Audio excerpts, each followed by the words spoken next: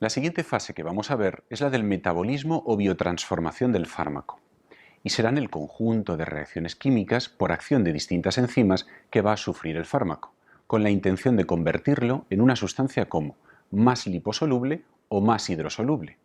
Pues acabamos de explicar con la distribución que las sustancias liposolubles difundían y distribuían mejor. Ahora no quiero que el fármaco se me distribuya.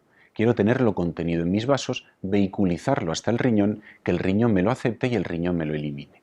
Por tanto, la finalidad o la intención del metabolismo es intentar hacer al fármaco una sustancia más hidrosoluble, más polar, más iónica. El metabolismo de un fármaco puede llevarse a cabo en el pulmón, en el riñón, en la circulación general e incluso en el aparato digestivo, pero es el hígado el principal protagonista. El metabolismo cuenta con dos grandes grupos de reacciones químicas. Los fármacos pueden sufrir reacciones de fase 1 y luego de fase 2, pero también únicamente de fase 1 o de fase 2. Las reacciones de fase 1, también llamadas no sintéticas, transforman el fármaco mediante reacciones de oxidación, reducción, hidrólisis y de carboxilación, entre otros procesos. Los metabolitos de fase 1 pueden ser activos o inactivos farmacológicamente, e incluso responsables de toxicidad. En ocasiones, el metabolismo de fase 1 puede ser necesario para activar un profármaco, que es una sustancia inactiva, y convertirla en una molécula activa. Las reacciones de fase 2, también llamadas sintéticas, combinan el fármaco o su metabolito de fase 1 con una sustancia endógena, consumiendo en el proceso energía. Las reacciones de fase 2 pueden ser de acetilación, etilación, metilación, conjugación con glucurónico o sulfúrico o glutatión. La conjugación con glucurónico es la forma más frecuente. Los metabolitos de fase 2 suelen ser inactivos. Así, el hígado es el principal órgano biotransformador, que con reacciones de fase 1 y reacciones de fase 2 lo que intentará es inactivar y originar un producto más hidrosoluble susceptible de ser eliminado por la orina al filtrarse por el riñón. Y ahora os voy a hablar de un conjunto de enzimas muy importantes. Os hablo de los citocromo P450. ¿Qué son y qué hacen? Serán un conjunto de enzimas, en concreto enzimas tipo oxigenasas, ahora luego veremos qué significa, que catalizarán numerosas reacciones de fase 1.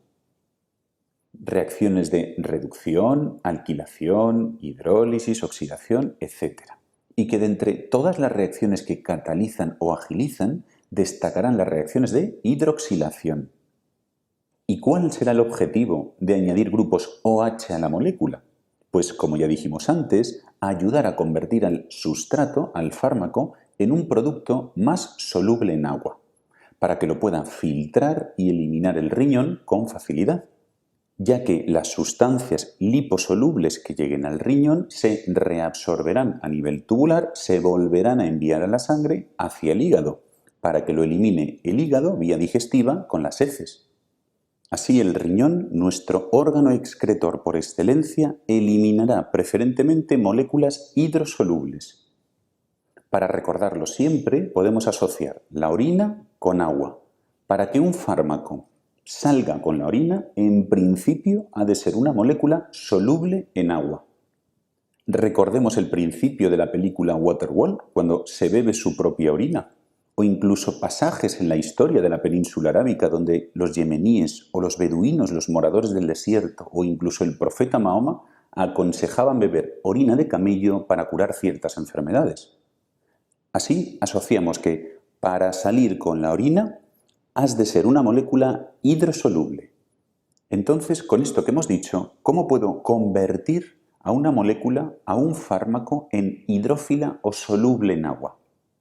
Habrá varias formas. Una de ellas será, como hemos dicho, añadir grupos OH a la molécula. El grupo OH será capaz de formar enlaces de hidrógeno con las moléculas de agua y hará que se disuelva con facilidad. Y ahora, como curiosidad, el átomo de oxígeno del grupo hidroxilo, OH, procede del oxígeno molecular que nosotros respiramos. Y es que, ¿a dónde va el oxígeno que nosotros respiramos? Entra en los pulmones, pasa a la sangre y desde allí entra a todas nuestras células. ¿Pero a qué parte de la célula irá? Pues principalmente a las mitocondrias. El oxígeno. ¿Cuál es el destino principal de la molécula de oxígeno que nosotros respiramos? Ya vimos en la clase de la glucólisis que el oxígeno viaja hasta la mitocondria y allí, en la cadena de transporte electrónico y fosforilación oxidativa, se reducía a agua para proporcionarnos ATP. ¿Pero hay algún otro destino no principal de la molécula de oxígeno? Vamos a verlo. En la mayor parte de las células, al menos un 90% del oxígeno molecular consumido se utiliza para la fosforilación oxidativa, que ya lo vimos en las clases del metabolismo. El oxígeno, ya explicamos, era una molécula muy electronegativa, casi tanto como el flúor. Es decir, tenía una alta apetencia por captar electrones y además era muy estable, poco reactiva por su doble enlace. Era el aceptor electrónico final en la cadena de transporte electrónico, reduciéndose de forma definitiva a agua. Y en ese proceso se producía ATP.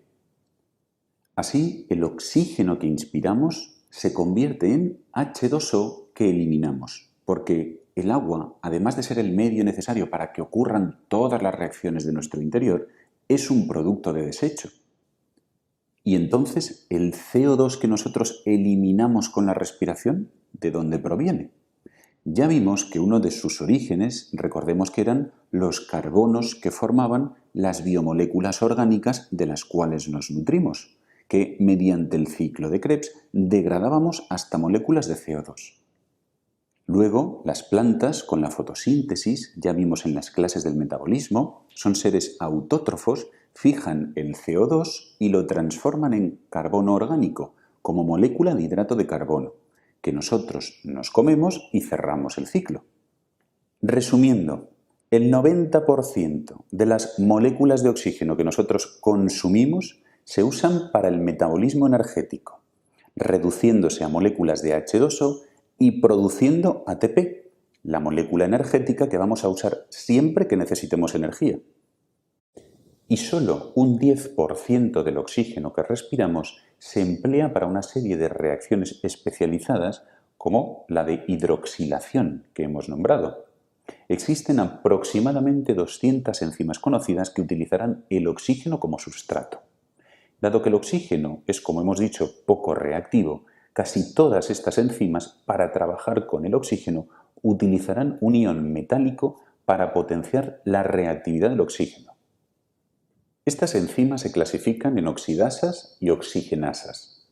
Las oxidasas serán enzimas que catalizan la oxidación de un sustrato sin incorporar el oxígeno del O2 al producto. Como vemos en la fórmula, el FADH2 se oxida al perder los hidrógenos, no por incorporar átomos de oxígeno. Ya vimos en las clases del metabolismo que las deshidrogenaciones eran un tipo de reacción redox. El oxígeno capta los electrones, se reduce, como vemos capta 2 electrones y se convierte en H2O2. Las oxigenasas serán enzimas que sí incorporan átomos de oxígeno del O2 al producto oxidado y existen de dos clases, las dioxigenasas y las monooxigenasas. Las dioxigenasas incorporan los 2 átomos que forman la molécula de oxígeno en el sustrato que oxidan. Es poco habitual y no las vamos a tratar aquí, ya las veremos en el catabolismo del triptófano. Las enzimas monooxigenasas tendremos que son ejemplo de ellas los citocromo P450. ¿Y qué hacen? Si os fijáis, veis cómo fragmenta el oxígeno, de forma que un átomo de oxígeno se une a uno de los productos oxidándolo, exactamente hidroxilándolo, y el otro átomo de oxígeno se reduce para formar agua. El sustrato que suele aportar los hidrógenos suele ser el NADPH. Si os fijáis, en realidad se están oxidando 2 sustratos, uno porque incorpora un átomo de oxígeno y el otro porque perdió hidrógenos. Así, las enzimas de esta clase también se llaman oxidasas de función mixta. Resumiendo, los citocromo P450 serán un grupo de enzimas tipo monooxigenasas que cogen el oxígeno que respiramos, lo fragmentan y lo usan para hidroxilar a un sustrato y hacerlo más soluble.